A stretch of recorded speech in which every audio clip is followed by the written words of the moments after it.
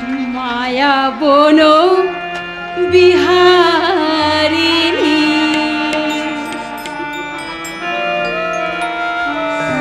মায়া বন বিহারিণী হরিণী গহন স্বপন সঞ্চারিণী, কেন তারে ধরিবারে করিপন অকারণ মায়া বন বিহারিণী, মায়া বন বিহারিণী হরিণী গহন স্বপন সঞ্চারিণী, কেন তারে ধরিবারে করিপন অকারণ মায়া বন বিহারিণী।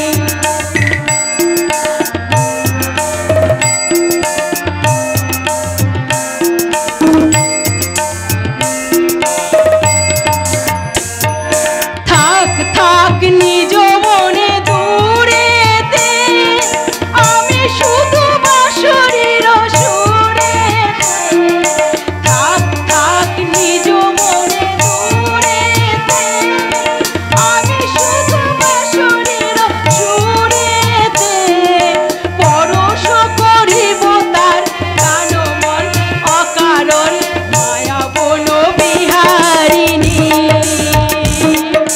মায়া বন বিহারিণী হরিণী গহন স্বপন সঞ্চারিণী, কেন তারে ধরিবারে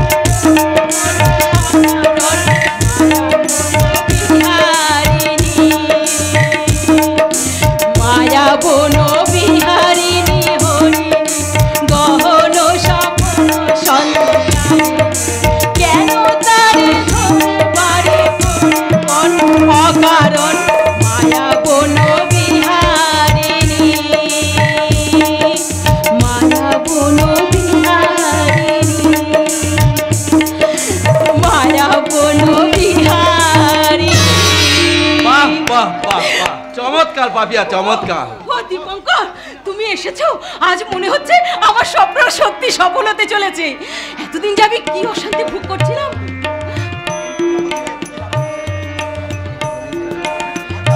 অর্থাৎ তোমার দাদা আমাদের বিয়েতে রাজি হয়েছেন এবং রঙিন প্রজাপতি আঁকা বিয়ের কার্ডের জন্য অর্ডার দিয়েছেন। একদম ঠিক ধরেছো। এতদিন আমি খুব অশান্তিতে ছিলাম। খালি ভাবতাম দাদা যদি আমাদের বিয়েতে রাজি না হয় তাহলে কি হবে। ও পাপিয়া, আজ বুঝতে পারছি বাবার ওই 2 লাখ টাকা পণের দাবি মেনে নিয়ে তোমার দাদা যদি এই বিয়েতে রাজি না হতেন তাহলে হয়তো বাবার আদেশে বাধ্য হয়ে আমাকে অন্য কোনো মেয়েকে বিয়ে করতে হতো, কিন্তু সেই বিয়ের আসরটা হতো আমার মৃত্যু বাসর।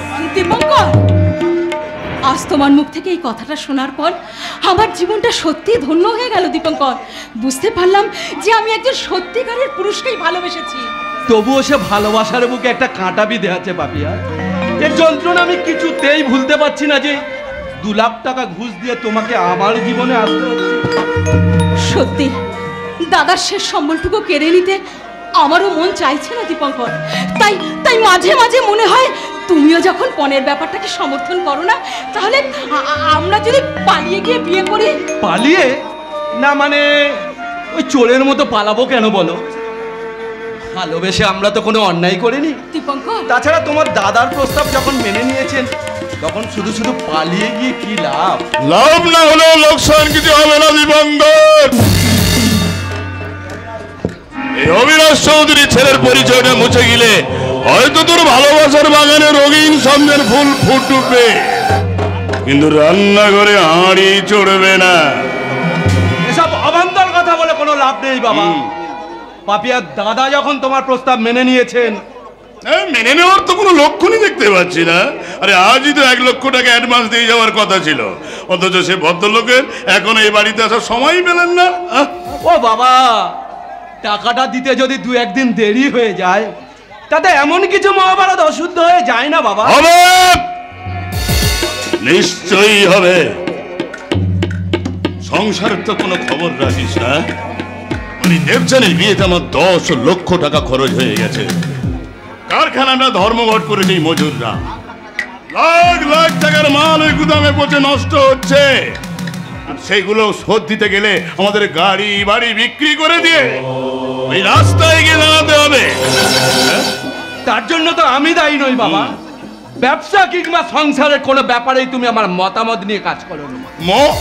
তোর আরে তোর মতে চললে এতদিন আমাদের গেরুয়া বসন পরে বৃন্দাবনে গিয়ে বাসা বাঁধতে হতো। বলি প্রেম করা ছাড়া তোর জীবনে কিছু শিখলি না? আর সেটা শিখেছিলাম বলেই আজ আমাকে বিক্রি করে তুমি নগদ 2 লাখ টাকা রোজগার করতে পারো। দীপঙ্কর, এ তুমি কি করছো? এই দীপঙ্কর তুই কাকাবাবু, আপনি শান্ত হন। বুঝতে পারছি কারখানার অশান্তি, টাকা পয়সা টানাটানিতে আপনার মেজাজ ঠিক নেই। ইয়েস ইয়েস, টাকা টাকা টাকা, সব কিছু মূলে হলো টাকা। মা মা, ছোট্ট বোন আমার চোখের সামনে না খেতে নেই ছটপট ছটপট ছটপট করে মারা। আছো আমার মায়ের সেই মুখটা মনে পড়ে, মধুর আমার মায়ের হাসি, চাঁদের মুখে ঝরে, মাকে মনে পড়ে মাকে।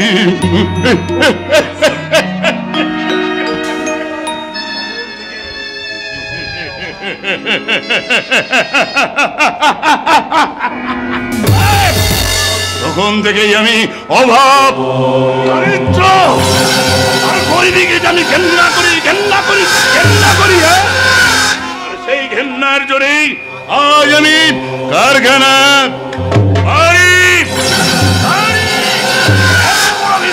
মালিক হয়েছি। তার জন্য আমার চল চাতুরি জোচ্চুরির অন্ধকার পথ পার হয়ে আসতে হয়েছে। তাই তোমাদের আমি একটা কথা স্পষ্ট করে জানিয়ে যাচ্ছি, আমার জীবনের বীজ মন্ত্র হলো টাকাই ধর্ম, টাকাই কর্ম, টাকাই স্বর্গ দেবতা। শুধুমাত্র টাকা টাকা টাকা টাকা টাকা। চৌধুরী, আজকের শিক্ষিত আধুনিক সমাজের মূল মন্ত্রই হলো টাকা। ওই বশীকরণ মন্ত্রটাই সব সম্পর্ককে বেঁধে রাখে। তাহলে তুমি আজকে এত দেরি করলে কেন দাদা? জানোই তো কাকাবাবু তোমার উপর কতটা ভরসা করে রয়েছেন। মুশকিলটা কি জানিস রে বোন? কি মুশকিল? উকিলের পেশায় সারা জীবন শুধু হাত পেতে টাকা নিতেই শিখেছি, দিতে তো শিখিনি। তবু তোর মুখ চেয়ে আমি 1 লক্ষ টাকা নগদ সঙ্গে করে নিয়ে এসেছি। এই নিন মিস্টার দিন। চৌধুরী। কিন্তু শুনুন, বাকি টাকাটা আমার বিয়ের দিনেই দিতে হবে। মনে রাখবেন, ওই আমি ব্যবসায়ী মানুষ, চক্ষু লজ্জার ব্যাপারটা আমার চরিত্রের সঙ্গে খাপ খায় না। উকিলের নাকি চোখের চামড়া থাকে না, তাই বলছি নগদ টাকাটা যখন নিলেন বিয়ের ব্যাপারটা নিশ্চয় কাগজে লেখাপড়া করে দেবেন। আপনি কি আমার বাবাকে বিশ্বাস করতে পারছেন না মিস্টার দত্ত? দেখ ভাই, আমি একজন উকিল, একে টুপি অন্যের মাথায় পরিয়ে আমি করে খাই, কিন্তু নিজের মাথায় টুপি পরতে আমি চাই না। তুমি কি বলছো দাদা? ভুলে যাও না, বিয়ের পর আমাদের এর সাথেই থাকতে হবে আমাকে। তাই তো প্রথম রাতেই বিড়াল মেরে রাখছি। তোদের দুজনের কাছে যেটা প্রেম ভালোবাসা, আমাদের দুজনের কাছে সেটা হলো ব্যবসা। কিন্তু আমরা তো চাল ডাল আলু পটলের বস্তা নই। আমরাও জীবন্ত মানুষ, আমাদের মন আছে, সুখ আছে, দুঃখ আছে। তোমাদের ওই ব্যবসার হাড়ি কাটে বলি দেওয়ার জন্য আমাদের জন্ম হয়নি দাদা। তাই নাকি? হ্যাঁ দাদা, হ্যাঁ। লোভ আর লালসায় আজ তোমরা এই জীবনের যৌবনটাকে আগুনে পুড়িয়ে মারতে চাইছো। মনের মন্দির থেকে ভালোবাসার বিসর্জন দিয়ে টাকার পূজা করতে শেখাচ্ছ। মনের মন্দিরে বসাতে চাইছো এক সোনার হরিণকে, যে হরিণ মরীচিকার পাথর হয়ে মানুষের মধুর সম্পর্কে একেবারে সর্বনাশের পথে নিয়ে যায় দাদা, সর্বনাশের পথে নিয়ে যায়। বাবার প্রতি যদি বিন্দুমাত্র সন্দেহ থাকে তাহলে ওই টাকাটা ফেরত নিয়ে আপনার বোনের পথে যেতে পারেন মিস্টার দত্ত। মুখে বললেও ওই টাকাটা আপনারা ফেরত দিতে পারবেন না ভাই, কারণ আমি জানি এখন ওই টাকাটা তোমাদের ভীষণ প্রয়োজন, তাই নয় মিস্টার চৌধুরী?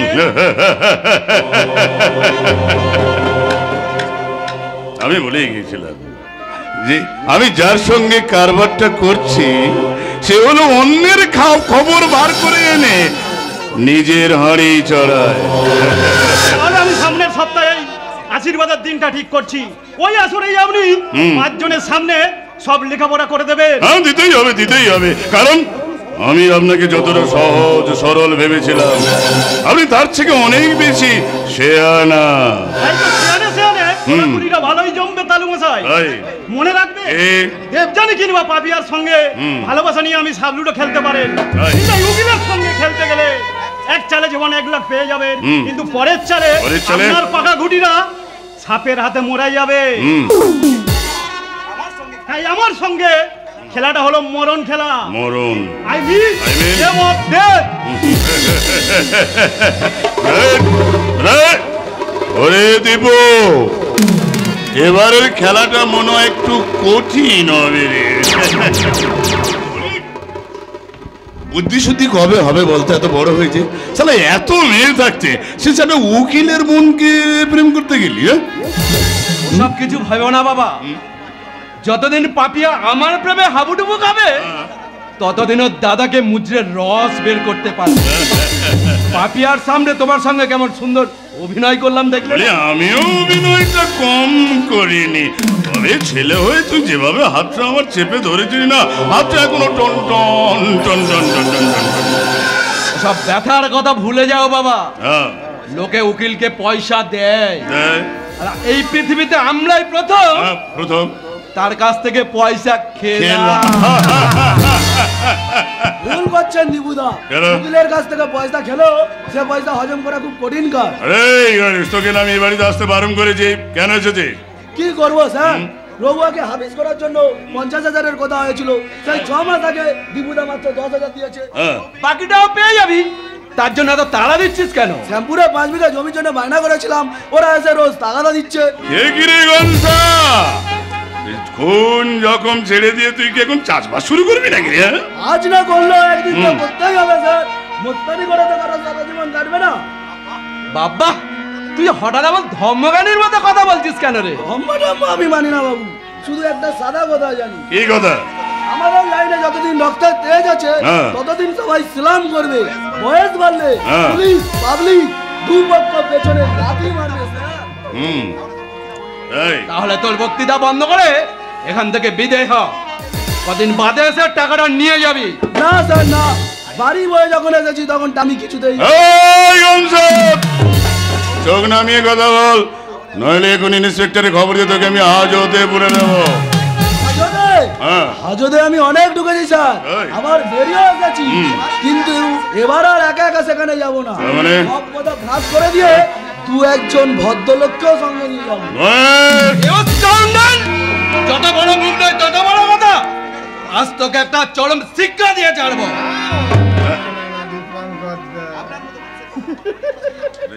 আপনার মতন মানুষের মারামারি করা সারে ছেড়ে দিন। যা গণেশ, আজ তোকে ছেড়ে দিলাম, আর কোনোদিন এ বাড়িতে এসে মাথা উঁচু করে কথা বলবি না।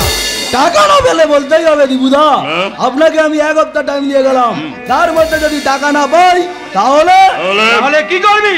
কি করবো আমি জানি না, শুধু এটা জানি যে একটা খুন করার জন্য যদি ফাঁসি হয় তাহলে আরো 2-1টা বাড়তি লাশ পেলেও শাস্তিটা একটুও বাড়বে না, কথাটা মনে রাখবেন। আরে সঞ্জয়, তুমি হঠাৎ খবর টবর না দিয়ে এখানে চলে এলে, বলি আমার মেয়ে দেবযানী ভালো আছে তো?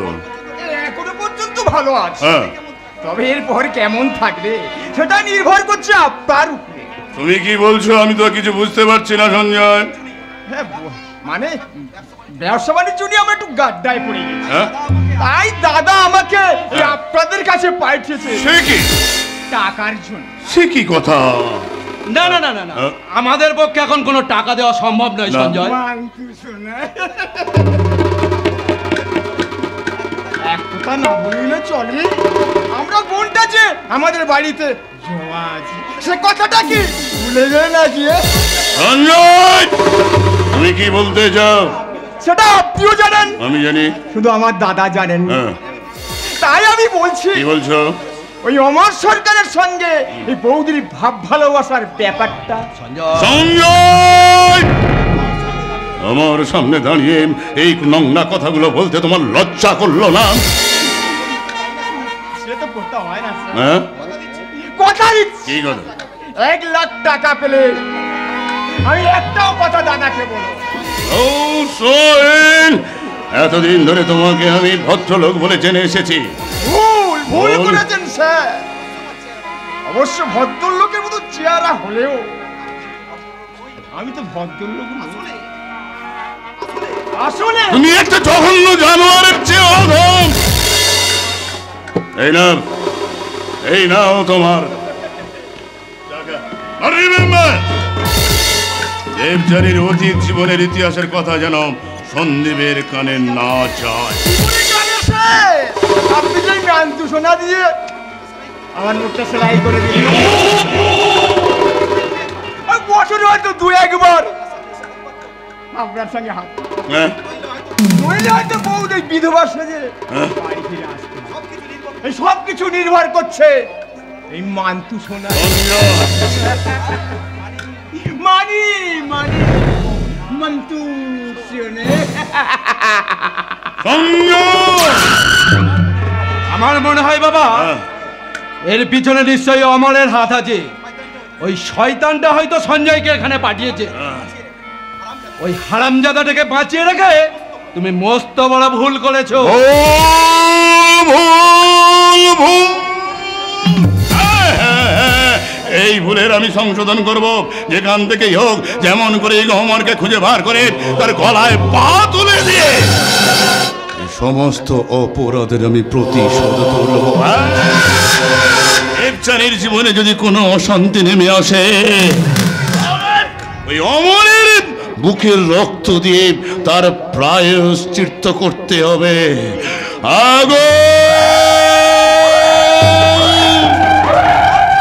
অবিনাশ চৌধুরী প্রতিহিংসার আগুনে জ্বলে পুড়ে মরবে ওই অমর সরকার।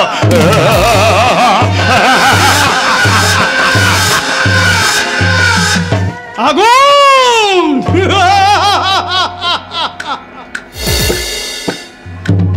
এখনো অমর সরকারের অন্তরে ধিকে ধিকে জ্বলছে অনির্বাণ অগ্নিশিখা। ধনতন্ত্রের বুলডোজার হয়তো অনেক সাজানো বাগানকে তছনছ করে দিতে পারে, কিন্তু পারে না সেই বিরহের আগুনটাকে চিরতরে নিভিয়ে দিতে। সেই বিরহের আগুনটাকে তোমরা যেন কোনো ধ্বংসযজ্ঞের হোমানল করে তুলো না বাবা। বিস্তৃতির স্বাভাবিক নিয়মে তাকে নিভে যেতে দাও। একথা তোর মুখে মানায় না অহল্লা। আমি জানি তোর মনের আগুন একইভাবেই জ্বলছে। হ্যাঁ বাবা, জ্বলছে। তবে সে আগুন কোনো সংসারকে পুড়িয়ে ছাই করে দিতে নয়, প্রদীপের শিখা হয়ে কোনো এক পথ ভোলা পথিককে ঘরে ফিরিয়ে আনবে। সে পথিক যদি অন্ধ হয় তবে তাকে আলো দেখিয়ে কোনো লাভ নেই অহল্লা। তুই এইভাবে নিজেকে নিঃশেষে পুড়িয়ে ফেলতে পারবি না। আমি ওই অমলের সঙ্গে তোকে বিয়ে দেব। না না বাবা, না, এমন অদ্ভুত কথা তুমি কিছুতেই মুখে আনবে না বাবা। অমর যদি দেবযানীকে ছেড়ে কোনো মেয়েকে বিয়ে করতে চাইতো, তাহলে তাহলে ওই চক্রান্তের পথ ধরে সে কিছুতেই এত দূর এগিয়ে আসতে পারতো না বাবা। কিন্তু তোর ওই শীতের সিঁদুরের লাল রংটা আমার যে রক্তাক্ত মনটাকে আবার সুস্থ করে তুলতে পারবে রে মা। তুই যতদিন ওই স্মৃতিটাকে সাদা করে রাখবি, ততদিন আমি অত প্রতিহিংসার ছুরিতে সাম দেব। বাবা, ইয়েস মিস্টার রায়, আমাদের ধ্যান জ্ঞান সুখ দুঃখ সবকিছুই প্রতিহিংসা। যারা আমাদের জীবনের স্বপ্নটাকে ভেঙে দিয়েছে, তাদের জীবনে আমরা যন্ত্রণার যৌতুকখানা করে তুলব। বন্ধ প্রতিহিংসা তার জন্মদাতাকেও রেহাই দেয় না অমরদা। যে দেশলাই কাঠিতে আগুন জ্বলে, সেই কাঠিটাও কিন্তু পুড়ে ছাই হয়ে যায়। তবু মৃতদেহ যখন শ্মশান ঘাটে যায়, তখন কিন্তু তার পূর্বার ভয় থাকে না। তাই ছাই হওয়ার আগে সন্দীপ আর অবিনাশ চৌধুরীকে আমি চোখের সামনে তাদের দেবযানীকে নিয়ে আসবো।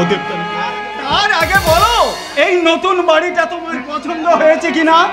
হ্যাঁ হ্যাঁ, এমন রাজপাশে থাকার কথা আমি স্বপ্নেও ভাবতে পারিনি। তোমার লাভের অংশ দিয়ে এই নতুন বাড়িটা তোমার নামেই কিনে দিয়েছি, কারণ আমাদের কোম্পানির লেনদেনের মধ্যে প্রায় কোটি টাকাই পৌঁছে গিয়েছে। যদি তোমার আরো কিছু চাহিদা থাকে তো বলো। আমার মতো একটা ভিখারিকে আজ বাড়ি গাড়ি টাকা পয়সার মালিক হয়েছি, খেয়াল খুশিতে দু হাতে টাকা ওড়াচ্ছি, আর আর আমি কিছু চাই না। আর নিশ্চয়ই চাও, যে চাওয়ার নাম বদলা। ইয়েস, বদলা। রঙিন মানুষের মতো আমি সেই স্বপ্নটাকে তো বুকে ধরে বাঁচিয়ে রেখেছি। না মর্দা না, গৌরীপুরের জীবনের সঙ্গে আজকের অমর সরকারের কোনো মিল নেই। তাহলে কেন কেন তুমি পিছন পাড়ে হাঁটতে চাইছো? মাফ করবেন স্যার, আপনার সঙ্গে আমার। আর রফিক, তোকে আমি কতবার বলেছি আজকে আপনি করে তুই আমার সঙ্গে কথা বলবি না। তা যদি না বলি তাহলে বন্ধুর ভালো মন্দ নিয়ে কথা বলার অধিকারটা তো আমাকে দিতে হবে অমর। সে অধিকার আছে বলে, অধিকার আছে বলেই তো এত লোক থাকতে অমর তোমাকে প্রাইভেট সেক্রেটারির আসনে বসিয়েছে। সেই জন্যই বলছি অমর, এ তুই কি করছিস? মানুষের কোনো মরণ খেলা খেলিস না। ওসব ও কথা তুই আমাকে বহুবার বলেছিস। এখন যে কাজের জন্য তোকে আমি পাঠিয়েছিলাম তার কি খবর হলো বল? তুই তো জানিস ধার শোধ করার জন্য সন্দীপবাবু যে 5 লক্ষ টাকা চেক দিয়েছিল সেটা আমি পরের দিনই ব্যাংকে জমা করে দিয়েছিলাম। কিন্তু তার আগে আমি ব্যাংক থেকে কিছু টাকা সরিয়েছিলাম, সোনার হয়ে আপনাদের কাছে ফিরে এসেছে। বাহ, চমৎকার। সৎ ভাই সহায় না থাকলে এমন দিন দুপুরে ডাকাতি করবে কে? যেই করুক, সেই ফেরত চেক আর চুক্তিপত্র নিয়ে তুমি পরের দিন সন্দীপের নামে একটা জালিয়াতি মামলা ঠুকে দেবে এবং 15 দিনের মধ্যে সন্দীপকে সশরীরে আদালতে হাজির হওয়ার জন্য একটা সমন জারি করা হয়েছিল। কিন্তু সে সমনটা সন্দীপের হাতে পড়েনি। আদালতে পেয়াদারকে জলপানি খাইয়ে সেটা আমি মাঝপথে হাফিজ করে দিয়েছি। আপনি আপনি মানে আপনি কে? আগে আমি বংশগোপাল কোলে সন্দীপ বাবুর উকিল। উকিল হয়ে নিজের মক্কেলকে আপনি এইভাবে ডুবিয়ে দিতে চাইছেন? নিশ্চয়ই ডুবে। দাদার কাছে উনি যে টাকা পান তার থেকে আমি বেশি টাকা ওনার হাতে ধরে দিয়েছি। কিন্তু আগামীকাল আমাদের মামলার তারিখ, যদি সন্দীপকে হাজির না হয় তাহলে কি হতে পারে? তাহলে গ্রেপ্তারি পরোয়ানা বেরোবে তো? বংশগোপাল যখন বিপক্ষে আছে তখন নিশ্চিন্ত থাকুন যে কালই সন্দীপের নামে অরেন্ড হবে। তবে তার জন্য স্যার আমার একটু বাড়তি ফি দিতে হবে। সন্দীপকে যদি তুমি জেলে পাঠাতে পারো তাহলে কাগজের নোট দিয়ে আমি তোমাকে পকেট ভরিয়ে দেবো। যাবে স্যার যাবে। আমরা 3 পুরুষের উকিল কত সাধু পুরুষকে চোর বানিয়ে দিয়েছি, আর এ তো সামান্য মানুষ। অর্থাৎ যার সিল তারই নোড়া, তারই ভাঙা দাঁতের গোড়া। তাহলে এ ব্যাপারে আমরা পুরোপুরি আপনাকে বিশ্বাস করতে পারি তো বংশগোপাল বাবু? কেন বিশ্বাস করতে পারবেন না? ভাই যদি বেঈমান হতে পারে, আমি তো বাইরের লোক, আমার অসুবিধাটা কোথায়? মানতে শোনা শুধু শুধু আমার পিছনে বাঁশের খোঁচা দিচ্ছেন কেন? রক্তের সম্পর্ক অত মধুর হতো তাহলে তো রামায়ণ মহাভারত লেখা হতো না। যুধিষ্ঠির থাকলে দুর্যোধন থাকলে, রাবণ থাকলে বিভীষণ থাকলে, শয়তান থাকলে যে সাধুর জন্মটা বিতাই হয়ে যাবে। তাহলে আপনারা এখন আসতে পারেন, আগামীকাল আবার দেখা হবে। শুধু দেখে নয় সঞ্জয় বাবু, কাল তোমার দাদা সর্বনাশ দিয়ে শুরু করতে হবে আমাদের পৌষ মাসের উৎসব। কিছু ভাববেন না স্যার। না পরিচিত মহামন্ত্রী সঞ্জয়ের চোখ দিয়ে ধৃতরাষ্ট্র মহাভারতের প্রত্যক্ষ যুদ্ধ প্রত্যক্ষণ করেছিলেন। আজ এই মহাযুদ্ধের প্রধান সেনাপতি হবে এই যুগের এই সঞ্জয়। তার একমাত্র মন্ত্র হলো বিনা যুদ্ধে দাঁড়িয়ে দেবো প্রত্যক্ষ মন্ত্রী অর্থাৎ মন্তু। কোনো চিন্তা নেই আমার বাবু। নিচু জাতের ছেলে বলে মহাবীর কর্ণকে বঞ্চিত করে দ্রৌপদীকে তুলে দিয়েছিল অর্জুনের হাতে, কিন্তু কলিন মহাভারতের উল্টো রাতের চাকা হয়ে দ্রৌপদী নিয়ে আসবে এই কর্ণের ঘরে, আর বংশীধারী কৃষ্ণের মতো উল্টো রাতে সাড়ে কি হবে এই বংশগোপাল গলে। আমার না দেবযানী যদি কোনো ভুল করে থাকে তার জন্য তুই সন্দীপকে শাস্তি দিতে চাইছিস কেন? সন্দীপ আর অবিনাশ চৌধুরীর অন্যায় যুদ্ধে দেবযানীকে আমার কাছে আমি ফিরিয়ে নিয়ে আসবো। আমি আমি আবার দেবযানীকে ফিরিয়ে নিয়ে আসবো আমার কাছে। না, তা তুমি কোনোদিনও পারবে না। পারবো না। না, কারণ দেবযানী যে এখন অন্যের স্ত্রী। হ্যাঁ, তা তুমি কোনোদিনও পারবে না। পারবো না। কোনো ভালোবাসা সিঁদুরের চেয়ে বড় হতে পারে না অমরদা। মেয়েদের সিঁথিতে একবার সিঁদুর উঠলে, একবার সেই লাল রঙের ছোঁয়া লাগলে পৃথিবীর সমস্ত রং যে তার কাছে একেবারে ফিকে হয়ে যায়। না না আল্লাহ, এ সম্পর্কে তুই আর একটাও কথা বলবি না। জানি বাবা, জানি। আজ আর এসব কথা বলার কোনো অধিকার আমার নেই, কারণ অহল্যার জীবনের জীবন অধ্যায়টা আজ যে সবার চোখের সামনে একেবারে আড়াল হয়ে গেছে। তাই অগ্নি সাক্ষী স্ত্রীর আসল ছবিটা তুমি চিনতে পারোনি অমরদা। তাই একদিন এই চরম সত্যিটাকেও তোমাকেও একদিন স্বীকার করতেই হবে অমরদা, স্বীকার করতেই হবে। যে যাই বলুক রফিক, কাল সব কাগজপত্র নিয়ে তুমি আদালতে হাজির হবে। চাকরির শর্ত অনুযায়ী হয়তো ওই সেই কাজটা আমাকে করতেই হবে, কিন্তু বন্ধুত্বের দাবি নিয়ে আমি অমরকে সাবধান করে দেবো যে না, তুই কোনো কথা বলবি না। মনে রাখিস, হিন্দু আর মুসলমানের ঘরে জন্ম নিলেও আমরা সারা জীবন একে অপরের হাতে হাত রেখে চলার প্রতিশ্রুতি করেছি। তখন আমাদের পকেটে পয়সা ছিল না রে, এখন তোর অনেক টাকা, অনেক ক্ষমতা, তাই আজ তোর প্রত্যেকটা কথার মধ্যে আমি অবিনাশ চৌধুরীর সেই দাম্ভিক গলার আওয়াজ শুনতে পাচ্ছি। অমর রফিক, হ্যাঁ, অবিনাশ চৌধুরী একদিন যে ভুল করেছিল আজও তুই সেই একই ভুল করতে চলেছিস। টাকা দিয়ে দুনিয়াতে সব জিনিস কেনা যায়, কিন্তু ভালোবাসা কেনা যায় না। ভালোবাসা, এটা যদি তুই বুঝতে না পারিস, হয়তো সেই বন্ধুত্বের মানচিত্রে আমাদের বন্ধুত্বের মধ্যে একদিন কফিন পরিয়ে দেবে, কবরের কফিন। না, রফিক নয়, সঞ্জয় নয়, সন্দীপ নয়, কালচক্রের ছিদ্র দিয়ে তুমি শুধু একটাই মুখ দেখবে, যে মুখের নাম দেবযানী। একবিংশ শতাব্দীর ছলনা বন্ধুরা ক্ষমতার কারাগার থেকে সেই বন্দিনী রাজকন্যাকে উদ্ধার করে আনতেই হবে, আনতেই হবে। আনবো, আমি অবশ্যই রাতের পর রাত আমি দেবযানীর জন্য কেঁদে বুক ফাটিয়েছি। আমি জ্বলন্ত শিকার বুকে চেপে রেখেছি। আমি চেতনাকে অসার করে রেখে এইবার আমি নরক যন্ত্রণার প্রত্যেকটা মুহূর্তের শোধ তুলব। সমস্ত পৃথিবীর বিরুদ্ধে গিয়ে আমি দেবযানীকে ঠিক ছিনিয়ে এই বাড়িতে নিয়ে আসবো। অগ্নি সাক্ষী রেখে চক্রান্ত সিঁদুর স্মৃতিতে পড়লে কি হবে? দেবযানী শুধু আমার, দেবযানী শুধু আমার।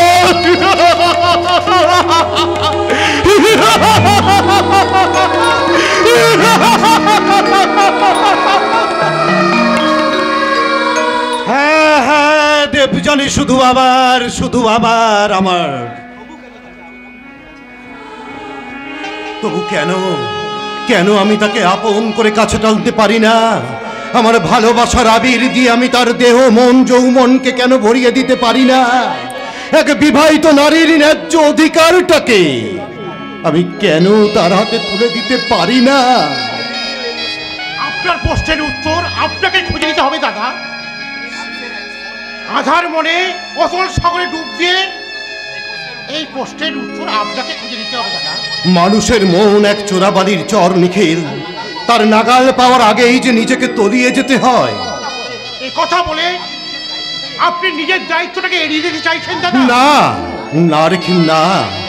দায়িত্ব আর কর্তব্যের ব্যাপারে আমি কোনো দিন এ সংসারের কারো প্রতি এতটুকু অবহেলা করিনি। দাদা, দায়িত্ব আর কর্তব্যের মাঝে একটা পরম সম্পর্কের অস্তিত্ব থাকে, আর থাকে বলেই তো জীবনটা কখনো অঙ্কের খাতা হয়ে যেতে পারে না দাদা। তবু বলুন দাদা, বলুন কিসের আশায় ঘর ছেড়ে বাইরে পড়ে থাকেন বলতে পারেন? জানো নিখিল, আমার জীবনের প্রত্যেকটি ভালোবাসার আঁচড়ের নিচে লুকানো থাকে হিংসার বিষাক্ত ছুরি, হাসির আড়ালে ঢাকা থাকে ঘৃণার বারুদ, তাই তো আর কাউকে ভালোবেসে কাছে টেনে এনে আমি আর নতুন করে আঘাত পেতে চাই না দিদি। দাদা, আপনি ভুল করছেন।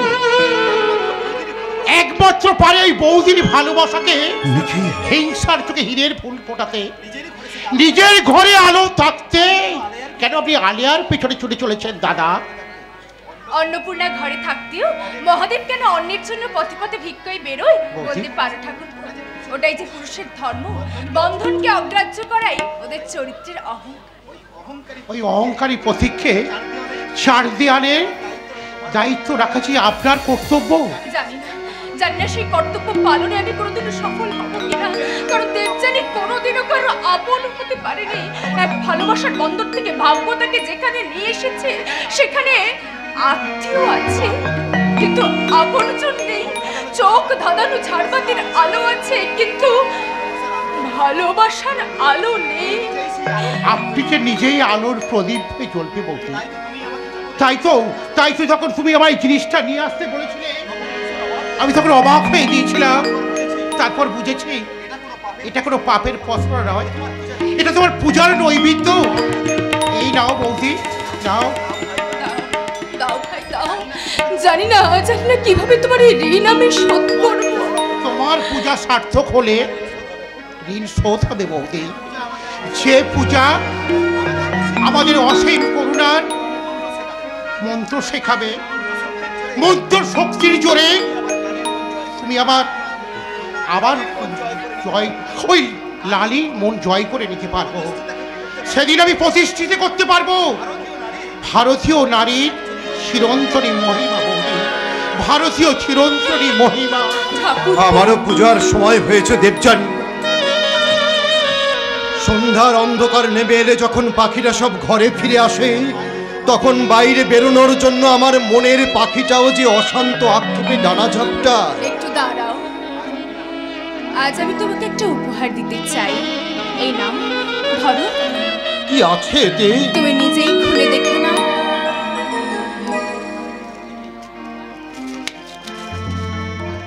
এ কি? তুমি কি আমাকে অপমান করতে চাইছো? তুমি আমার জীবনের দেবতা, তোমাকে অপমান করার সাধ্য যে আমার নেই। তুমি খেতে ভালোবাসো বলেই নিখিলকে দিয়ে বাজার থেকে এটা আনিয়েছি। আজ তুমি আমার সামনে বসে খাবে। আশ্চর্য, আমাকে খাওয়ানোর জন্য তুমি মদ আনিয়েছো? তোমার কি একটুও লজ্জা করলো না? না, তোমার কাছে যে জিনিসের আকর্ষণ আমার চেয়ে বেশি তাকে কি আমি ঘৃণা করতে পারি? স্ত্রী হিসেবে তোমার পছন্দই তো আমার পছন্দ হওয়া উচিত। তাই বলে আমি ঘরে বসে মদ খাবো? নানা দেবযানী, হতে পারে না, হতে পারে না। কেন পারে না? তুমি কি জানো স্ত্রী থাকতেও যে পুরুষ বাইরে যায়, সমাজের চোখে সেই পুরুষের কোনো বদনাম হয় না, শুধু তার স্ত্রীকেই সবার উপহাসের পাত্রী হতে হয়। বেশ, তুমি যখন চাইছো আমি খাচ্ছি, তবে ঘর আর বাইরে জীবন কখনো এক হতে পারে না। কেন এক হতে পারে না? আমিও তো নারী, তাহলে কেন আমি তোমার জীবনে ঢেউ তুলতে পারবো না?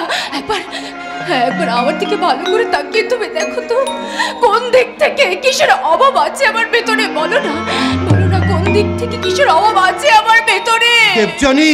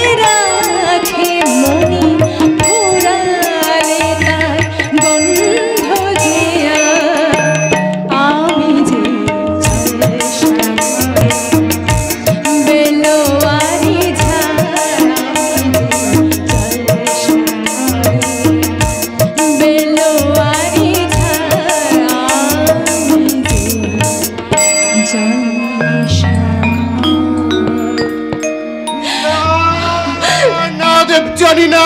বন্ধ করো তোমার গান, আমি যে আর সহ্য করতে পারছি না। আত্মত্যাগের মহিমায় তুমি আজ আমার চোখে পূজার ফুল হয়ে উঠেছ। সে ফুলকে স্পর্শ করা যোগ্যতা আমার নেই দেবযানী। তুমি আমাকে ক্ষমা করো দেবযানী, তুমি আমাকে ক্ষমা করো, ক্ষমা করো। ক্ষমা করেছি বলেই তো আমি তোমার জন্য এই আসর সাজাতে পেরেছি। এবার তোমাকে আমার কাছে ফিরে আসতেই হবে, ফিরে আসতেই হবে, আসতেই হবে। যে ফেরার নয় তার জন্য অপেক্ষা করে নিজের জীবনটা এইভাবে কষ্ট দিচ্ছ কেন?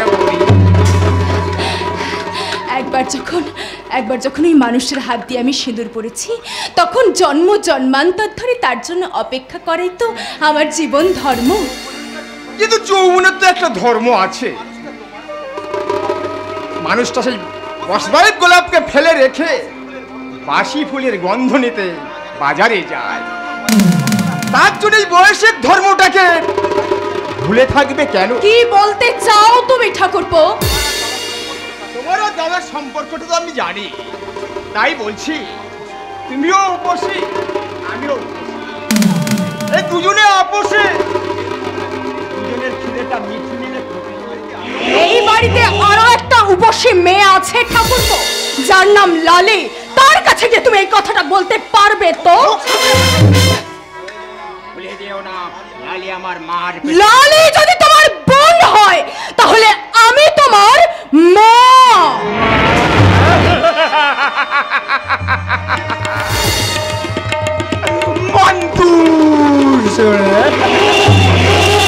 তুমি যদি আমার মা হবে তাহলে আমার সরকারের সঙ্গে তোমার ভাই বোনের সম্পর্ক।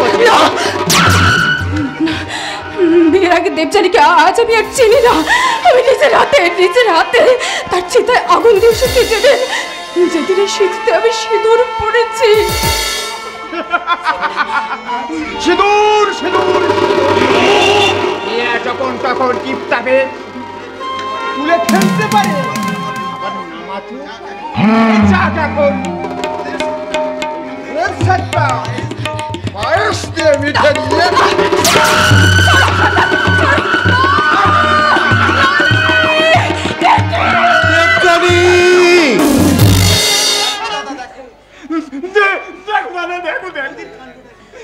ওদের কান্ড একবার দেখো, গুরুজন হয়ে কেমন করে আমাকে পাপের পথে টেনে নিয়ে যাচ্ছে।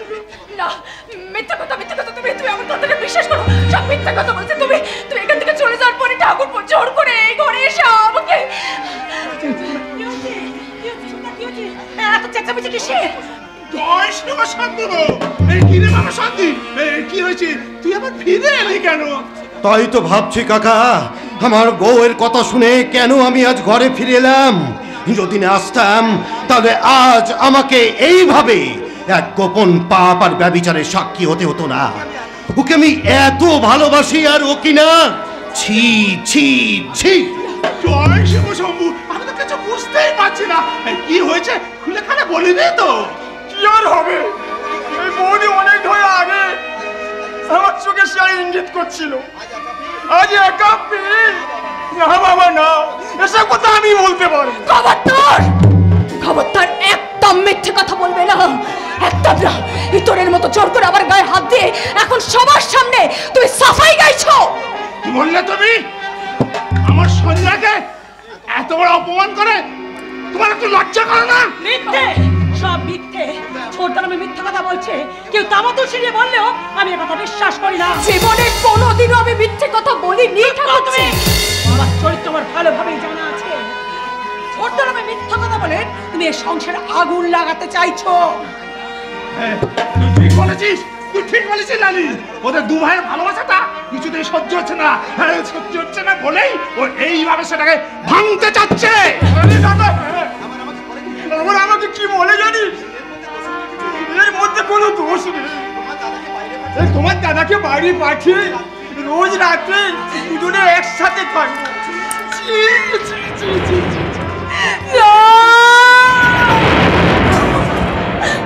তুমি আমার কথাটা একটু বিশ্বাস করো। এরা সবাই সবাই সবাই মিথ্যে কথা বলছে। আমি আমার এই সিঁদুরের দিব্যি দিয়ে বলছি। খবরদার, খবরদার দেবযানী, আমার সামনে দাঁড়িয়ে তুমি সিঁদুরের দিব্যি দিয়ে কোনো কথা বলবে না। চোখে জল থেকে কখনো মন ভেজানো যায় না। তোমার চেয়ে অনেক আগে বর তোমাদের ভালোভাবেই চেনে। আর কোনো কথার দরকার নেই সন্দীপ, তুই আজই এই নষ্টা মেয়েটাকে এই বাড়ি থেকে বিদায় কর দে। তুমি চুপ করে দাঁড়িয়ে থাকো না, তুমি অন্তত কিছু বলো। তুমি সবাইকে বলে দাও যে তোমার দেবযানী কখনো অপবিত্র নয়, কখনো কোনো পাপ করেনি। বেশ বেশ, তুমি সিঁদুরের দিব্যি দিতে যখন বারণ করেছো, আমি তোমার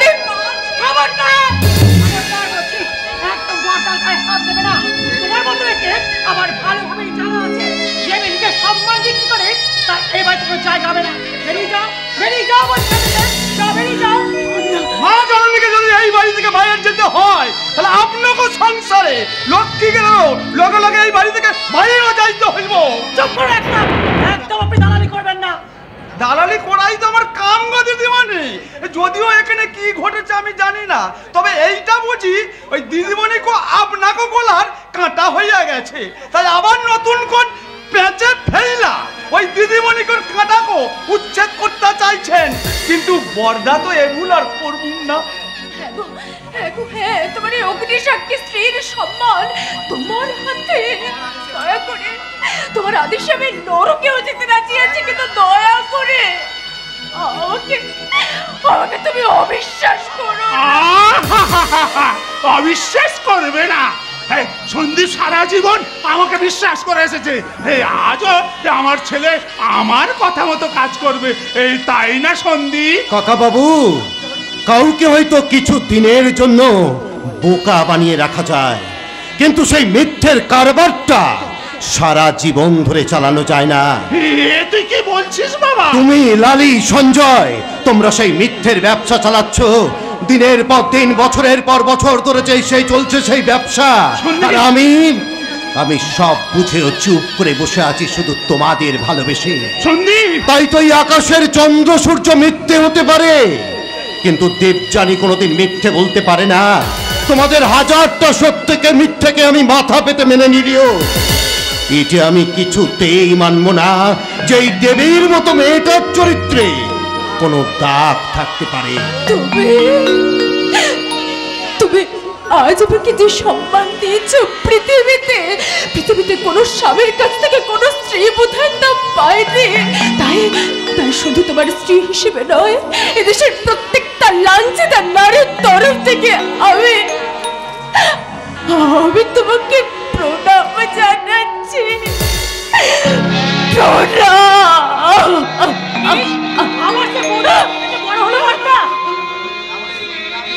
তাহলে আর এই দিন রাত এই ছেলের কথা ভেবে কি লাভ? আমাদের যখন কোনো দাম না রইল, তাহলে চল কাল থেকেই না হয় আমরা আলাদা থাকবো। তুমি যখন চাইছো তখন তাই হবে কাকা বাবু, তবে করোর জন্য আমি কখনো দেবযানী ত্যাগ করতে পারবো না। তাহলে ফাইসালা হয়ে গেল। কালই আমি ঘর বাড়ি ঘটি বাটি সবই ভাগাভাগি করে দেবো, আর তখন বুঝবেন ডাইলের মজাটা কোনখানে, এই তলে না উপরে। ওই নষ্টা মেটা ছিল বোর্ডের পর ঠিকই বুঝতে পারবে, তখন বুঝতে পারবে ডাইলের মজাটা কোনখানে।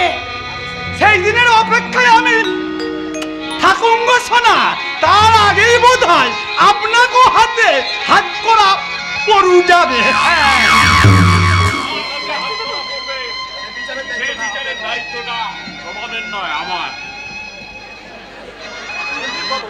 সন্দীপ বাবু, you are under arrest. এসব কি বলছেন আপনি? ঠিকই বলছি।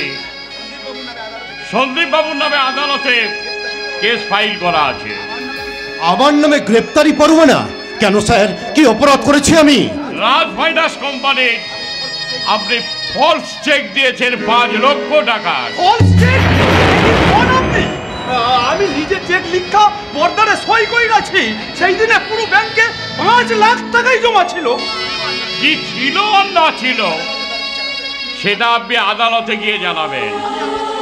আমি আপাতত সন্দীপ বাবুকে থানায় নিয়ে যেতে চাই। এখন আমি সব বুঝতে পারছি।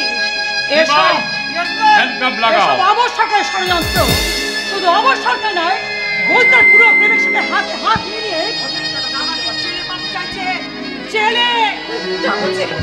জয় শিব শম্ভু। এবার বুঝতে পারছিস তো বাবা, এই বৌমার মিষ্টি মিষ্টি কথার পিছনে কিরকম কাল্লাগিনীর বিষ লুকানো আছে। তুমি আমাকে একটু বিশ্বাস করো, তুমি বিশ্বাস করো, ওই অমরের সঙ্গে আমার কোনো যোগাযোগ নেই, আর সেও তোমাকে চেনে না। তাই তো আমি ভাবছি, অমর যে কোম্পানির পার্টনার, সেই কোম্পানির লোক কেন আমাকে চেয়ে টাকা ধার দিতে দেও? কেনই বা চেক দেওয়া সত্ত্বেও আজ আমাকে এভাবে জালিয়াত হয়ে জেলে যেতে হচ্ছে? না না, বিশ্বাস অবিশ্বাস ভালোবাসা ঘৃণা সব আবার কাছে আজ একাকার হয়ে গেছে। সত্যের আকাশটা কালো হয়ে গেছে ছলনার বিষে। তাই তো এই সমাজ সংসার পরিবার থেকে আমি মুক্তি পেতে চাই পুলিশ সাহেব, আমি যে মুক্তি পেতে চাই। চলুন। এই টাকাটা যদি ফেরত দিতে পারেন আপনি সসম্মানে মুক্তি পেয়ে আসুন।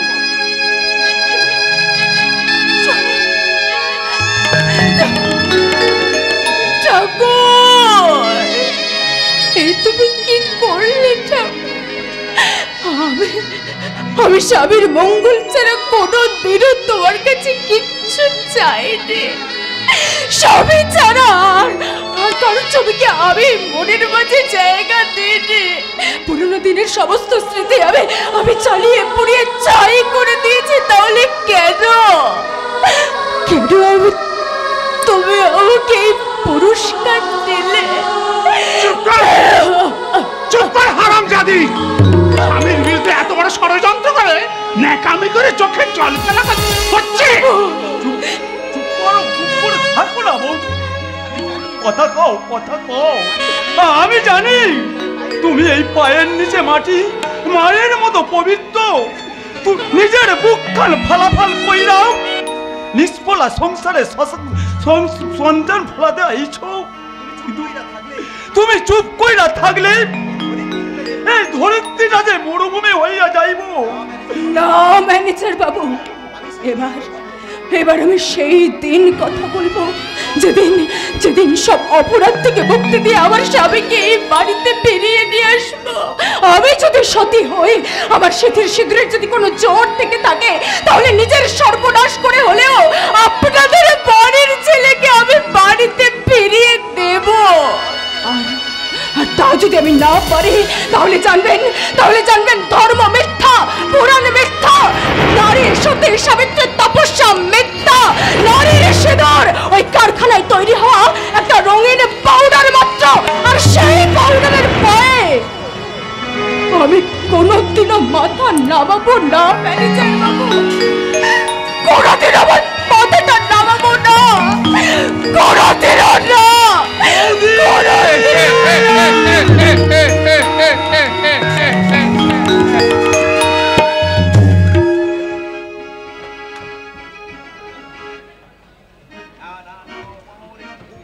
না না না, ভুল, এটা ভুল অমর, এটা ভুল।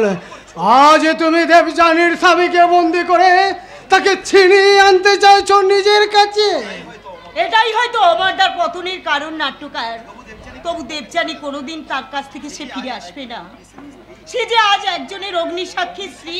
অগ্নিসাক্ষী করে সিঁদুর পড়লে কি জীবনের প্রথম ভালোবাসাকে ভুলে যাওয়া যায়?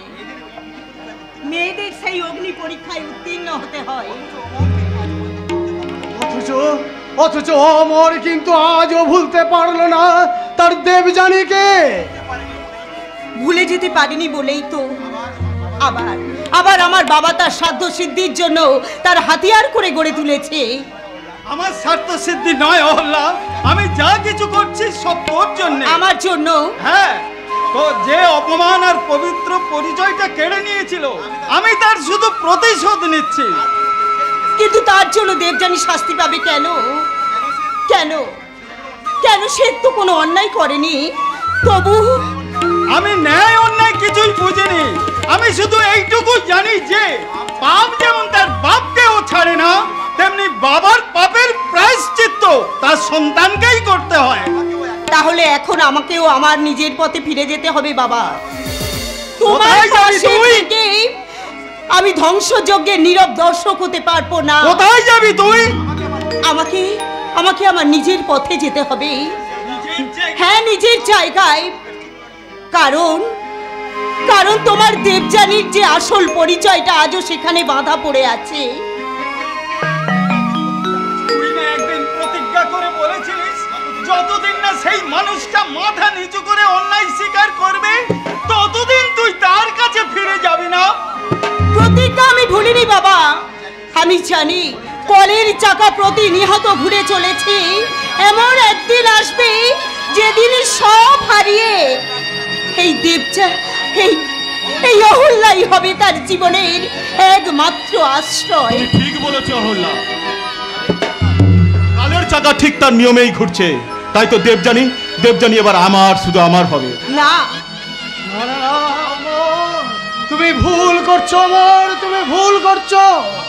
তোমাকে নায়ক করে আমি নাটক লিখেছিলাম, কিন্তু অথচ এই জীবন নাটকের রঙ্গমঞ্চে তুমি নিজেকে নায়ক থেকে খলনায়ক করে তুললে।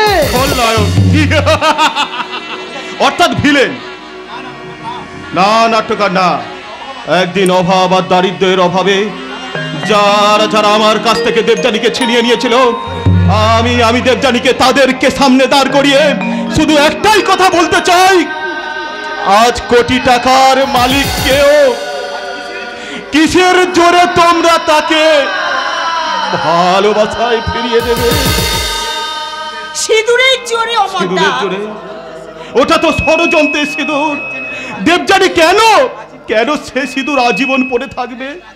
থাকতেই হবে, কারণ একই জীবনে মেয়েদের যে 3 বার জন্ম নিতে হয় অমরটা, কুমারী কন্যা হয়ে তার মায়ের কোলে হয় তার প্রথম জন্ম, আর সিঁথিতে সিঁদুর দিয়েই স্বামীর ঘরে বধূ রূপে হয় তার দ্বিতীয় জন্ম। চরণ ধরিতে দিও গো আমারে, দিও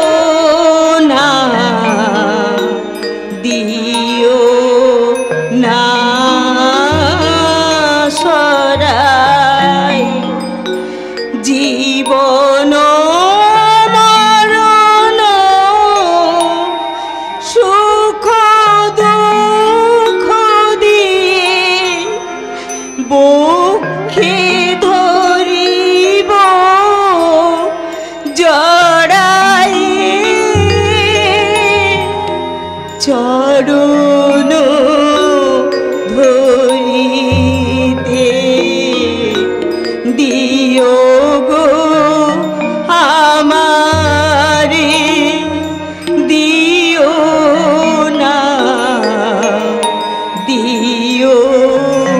না সরাই। অহল্যা, আর তৃতীয় জন্ম হয় সন্তান সোনাকে কোলে নিয়ে জননীর ভূমিকায় তার তৃতীয় জন্ম। অহল্যা, তুই যে আমার খোকন সোনা, তুই যে চাঁদের কণা, সুখে দুঃখে থাকবি পাশে, তুই যে আমার সোনা, তুই যে আমার খোকন সোনা, তুই যে চাঁদের কণা, সুখে দুঃখে থাকবি পাশে, তুই যে আমার সোনা।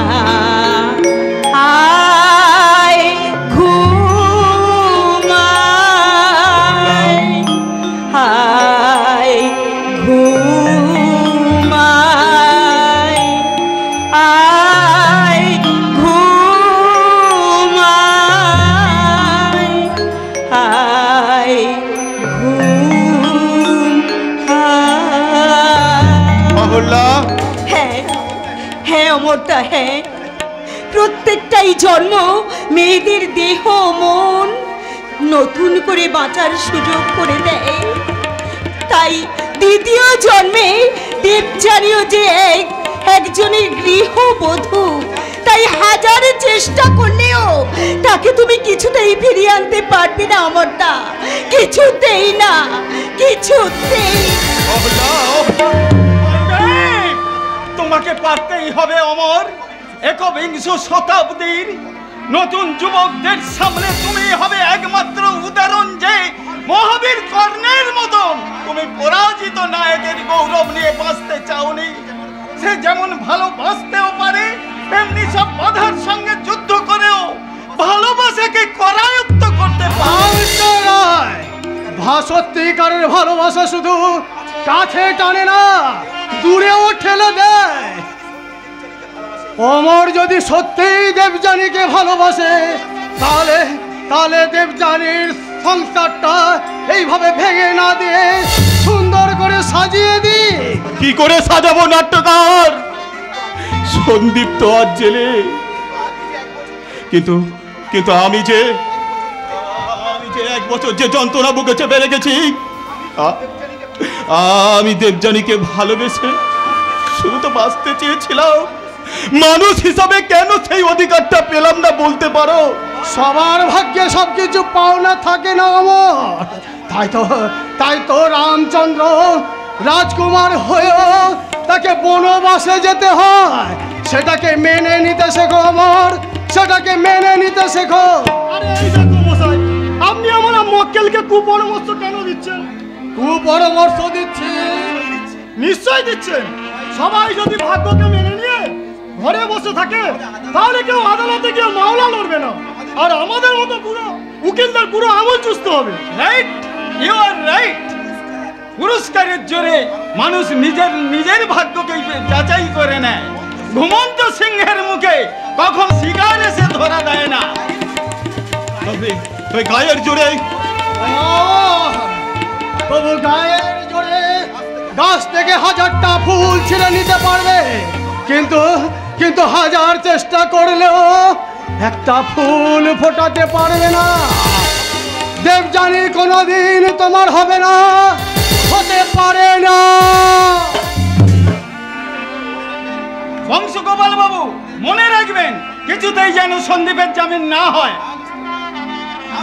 না মিস্টার রায়, আপনি হয়তো আমাকে মাঠে লাগিয়েছেন, কিন্তু খেলাটা কোন কায়দায় খেলতে হবে সেটা আমার উপর ছেড়ে দিন। নিশ্চয়ই ছেড়ে দেব, কিন্তু সে খেলাটা কোন কায়দায় কিরকম খেলবে সে খেলাটায় তোমাকে জিততেই হবে। ভাগ্যকে বদলে দিয়ে সেই দেবযানীর জীবনের মালিক হবে তুমি, এই অমর সরকার।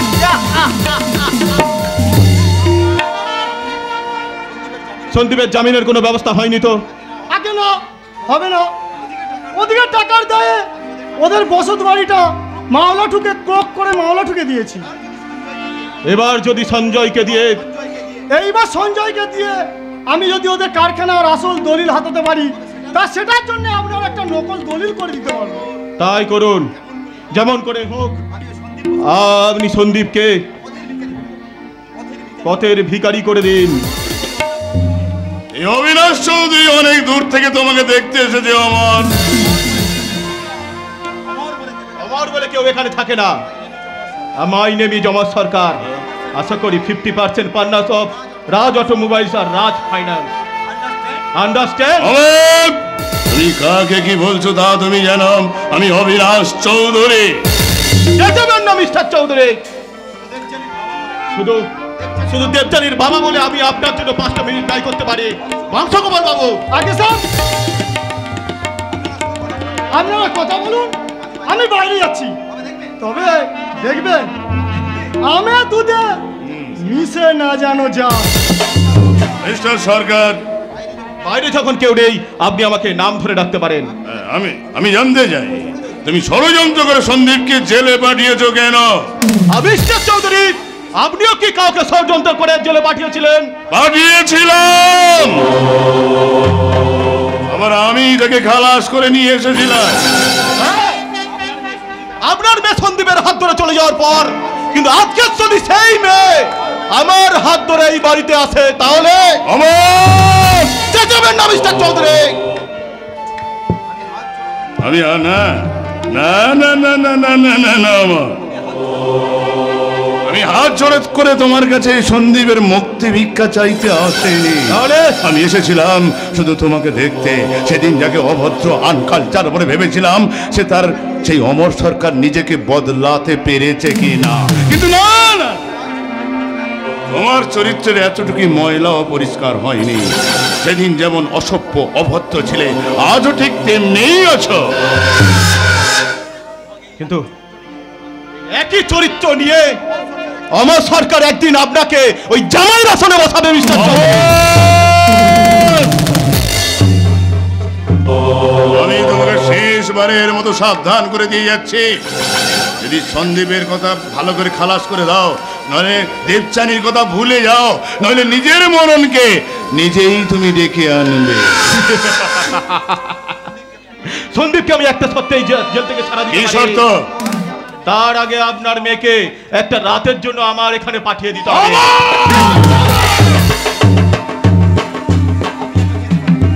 আপনি এখন যেতে পারেন। আজ আমি বুঝতে পারছি, আজ আমি বেশ বুঝতে পারছি, যেদিন আমি যাকে অভদ্র কালচার বলে আমার মেয়ে দেবচানীকে বিয়ে দিইনি, আমি ভুল করিনি, আমি ঠিক করেছি। দেবচানী তোমাদের জন্য জন্মায় না, আরে জন্মাবেও না। 7 জন্মের শয়তানি দিও, তুমি তাকে কোনোদিন পাবেন না। মিস্টার চৌধুরী, এই সত্যিটাকে যদি মেনে নিতে না পারো, তাহলে এই দুঃস্বপ্নটাই তোমার গলা টিপে মারে। Mister Chowdhury, you must die.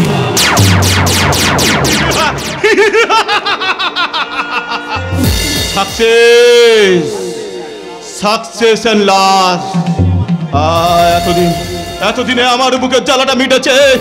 এইবার তুমি জিতবে আমার, এইবার তুমি জিতবে।